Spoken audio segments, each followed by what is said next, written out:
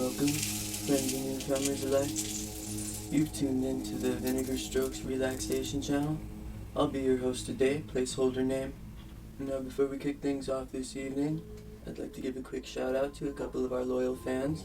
As we speak, I'm actually finishing off a letter sent to me by a Mr. Luke at my ass. Stop provoking stuff, thank you, Luke. I've also just received the most beautiful edible arrangement, courtesy of a Mr. Dixon Kuntz. I can definitely see all the love and thought that went into that one, and I appreciate it, though I don't believe I'll be able to eat it on my own. Now, if you'll excuse me briefly before we get started, I've got a fresh glass of urine I'd like to take a long sip from, followed by a short bout of labored breathing, followed by the remaining 3 drags of a cigarette I found in the parking lot this morning.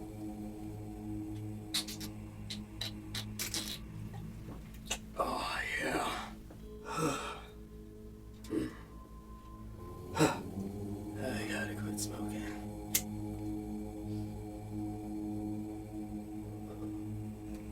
Oh, yeah, that's all filter. Excuse me. Alright, so we're gonna kick things off this evening with a nice, soothing, guided meditation. So go ahead and kick off those rough riding boots.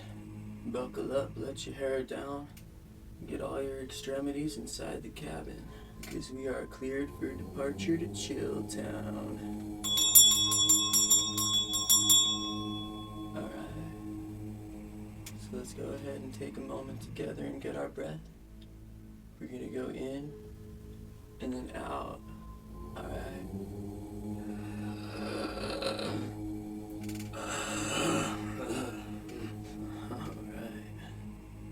I feel chill already.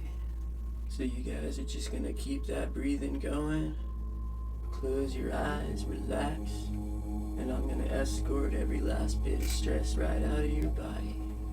Alright, so if all those eyes are closed, I'm gonna go ahead and get this party started. So we're just gonna picture in the center of our chest, man, a rubber band ball made of all of our obligations. And that rubber band ball is wrapped in leather, man.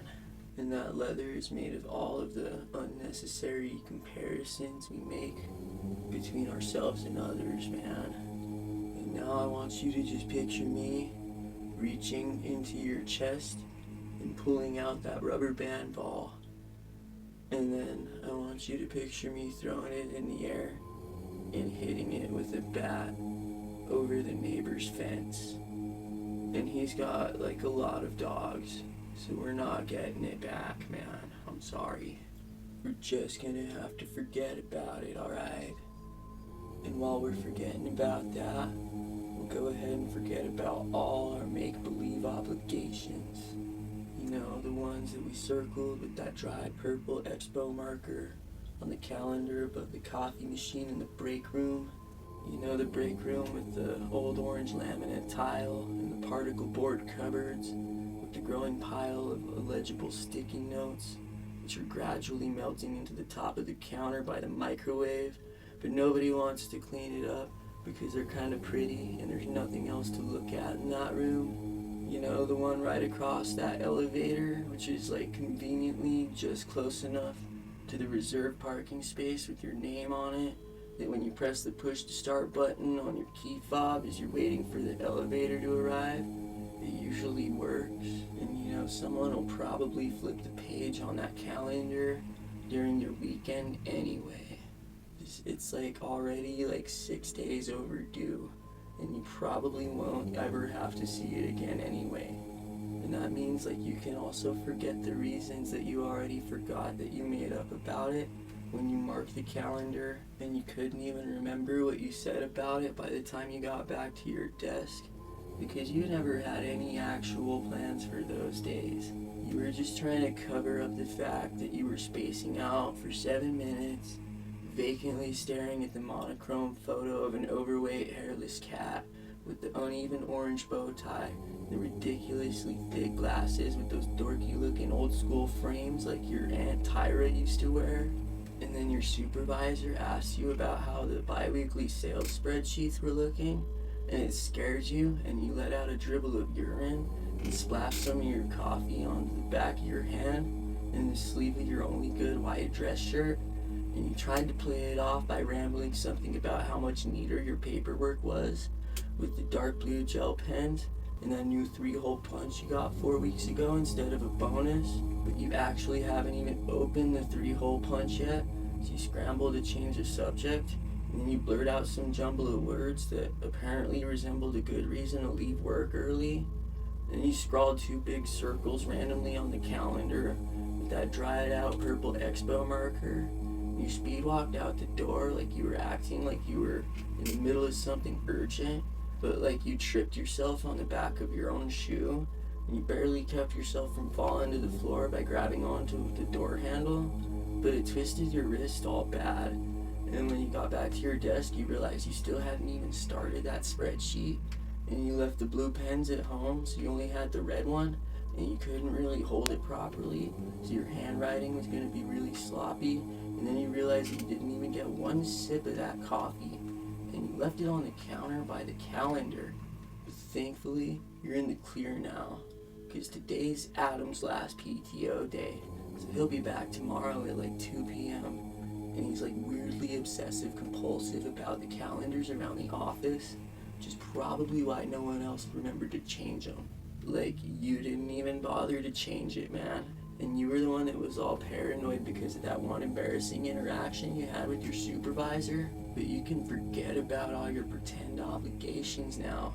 In the pretend calendar in the pretend break room, across from the made-up elevator with convenient proximity to the pretend car in the reserved parking spot we made up, and the fabrication of the parking garage connected to the concept of the office building, which existed entirely hypothetically within the dancing electrical signals and the spaces between the synapses in your brain, man. Whoa. So you see, man, it doesn't even matter, bro. Just let it go. And that'll conclude today's guided meditation. Thanks for tuning in. I hope y'all feel extra chill now. I've been your host for the evening, placeholder name. Once again, big shout out to my man Dixon Kuntz. That fruit basket is beautiful, man. I don't even want to touch it because I got nicotine stains on my hands. And also, I pet this stray dog on my way to work today. And now, there's this smell on me and I can't get it off, man. No matter how many cigarettes I smoke.